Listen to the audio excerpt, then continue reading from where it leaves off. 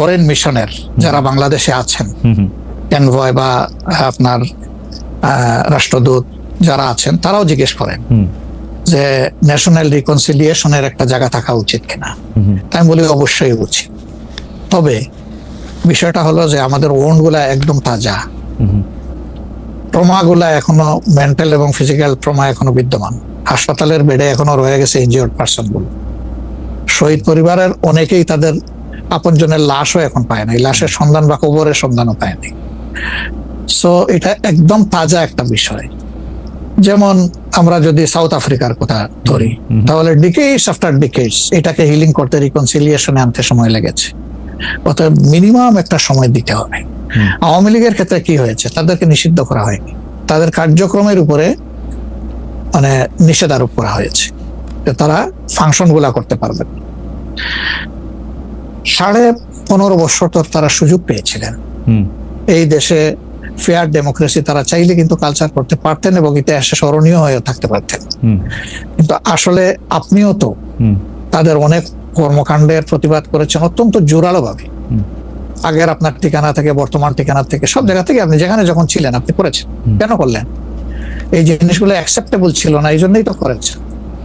তো তারা তো 15.5 বছর মানুষকে তাদের কোনো ডেমোক্রেটিক এবং পলিটিক্যাল রাইট দেয় নাই, জাস্টিস পাওয়ার রাইটও তারা স্ন্যাচ করে নিয়েছিল। এই ধরনের সবগুলা রাইটই তো কার্যত তারা কেড়ে নিয়েছিল। আপনি যদি প্রেসের কথা বলেন, এখন তো অ্যাটলিস্ট যখন তখন যাকে তাকে, প্রধান উপদেষ্টাকে একটা কথা বলেছে ঢুকাই দাও, মামলা একটা দিয়ে তাকে সাথে সাথে ঢুকিয়ে দাও, এই কাজটা এখন হচ্ছে না।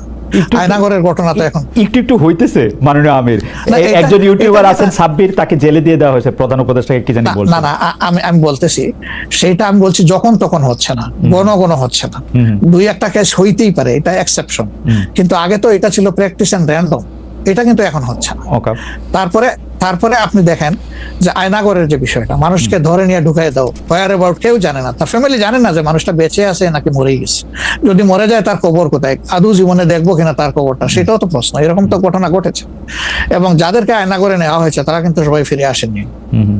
তারা অনেকেই এখনো আমরা জানি না তারা কোথায় আছে, আদৌ বেঁচে আছেন কিনা। তো এগুলা তো এখন হচ্ছে না। বায়বীয় মামলা যেটা বলা হয় সরকারের পক্ষ থেকে, এখন সরকারের পক্ষ থেকে সেরকম মামলা নেই।